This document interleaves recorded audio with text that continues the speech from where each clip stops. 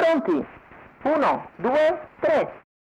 Segnale valido con Uppimar che cerca di sfilare ma sbaglia. Sbaglia.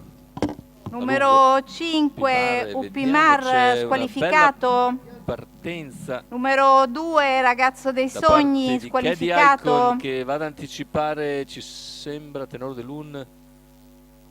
Numero 9, Socrate Benal squalificato. Anche per Socrate Benal e Caddy Icon sfila al comando. Ripetiamo, numero 2, Ragazzo dei Sogni squalificato. Mentre Tenor de Lune va subito in seconda posizione. Al largo c'è anche Diablo Bocò.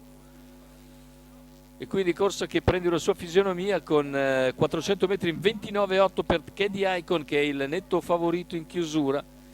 Maurizio Cheli lo ha portato in breve al comando, ha anticipato Tenor de Lune che aveva colto partenza eccellente dal secondo nastro e ha dovuto adeguarsi però in seconda posizione. Numero 8, Ramsete del Don squalificato. Squalificati intanto anche Ramsete del Don, una pioggia di squalifiche nella prima parte di gara. Intanto Caddy Icon e Tenor de Lune precedono Vidal ZS e poi all'esterno Diablo Bocò, all'accordo dovrebbe essere Tunecede e via via tutti gli altri.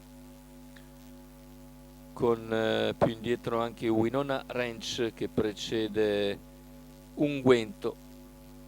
1:14,4 il passaggio al chilometro, davvero molto elevato il ritmo di gara considerando la partenza da fermo per Caddy Icon, che è sempre in vantaggio sul Tenor de Lune, terza posizione per Vidal ZS, gli altri non riescono a farsi luce. Diablo Bocò è sempre il primo all'esterno, si trascina Unguento.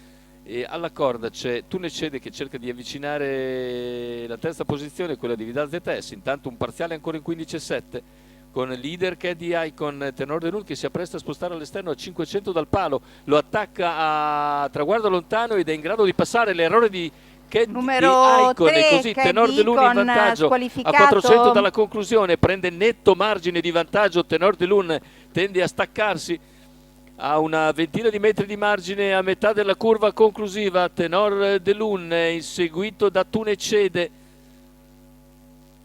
retta d'arrivo con Tenor de Lune in larghissima evidenza. Finale con Tenor de Lune che controlla la situazione e viene a concludere facile vincitore. Il secondo posto è sul palo per Winona Ranch che precede Unguento. Poi gli altri a vedere, il successo comunque in 1:16,6 preso però dallo start per Antonio Greppi e Tenor de Lune, che torna alla vittoria così, quota di 8,43 al totalizzatore. Il terzo posto vedete per Unguento, il secondo è quello di Winona Ranch, terzo posto per Unguento, numero 12.